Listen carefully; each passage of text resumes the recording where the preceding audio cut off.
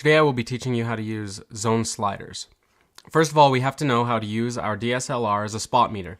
I'll be showing you how to on the D7000.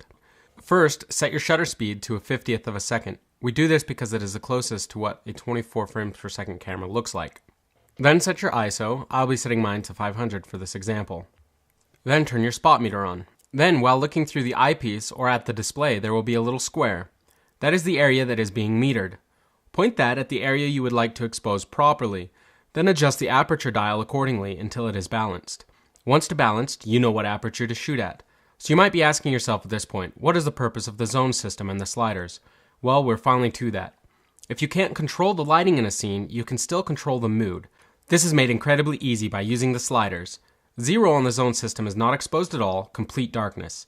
5 is often considered properly exposed. 10 is burned through, meaning it is completely white. In very short, if you want to create an intense low-key video, you want to shoot between zones 1 and 3. And if you want to create a high-key scene, shoot zones 7 to 9. So, now to the good part. Controlling the lighting of your scene using the aperture instead of changing the actual lights. Let's say this teddy bear is a villain that we would like to shoot. We don't want there to be much detail on his face, so we decide to shoot at a zone 1. The spot meter tells us that a 2.0 is properly exposed.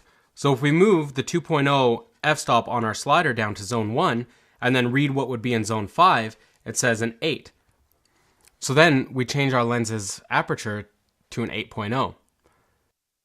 This gives us a very low-key scene where there's very little detail on our subject's face. In our next example, we'll be doing a high-key scene. I chose to shoot at a zone 7. If we meter the subject's face and it reads an f11, we can then move that to zone 7, and in zone 5 we'll read a 5.6. That's what we want to shoot to give the appearance of a zone 7. And that will give us a very high-key, kind of angelic look on our subject. Well, that's the basics for the zone system and how to use sliders. Thank you very much for listening, and I hope you learned something.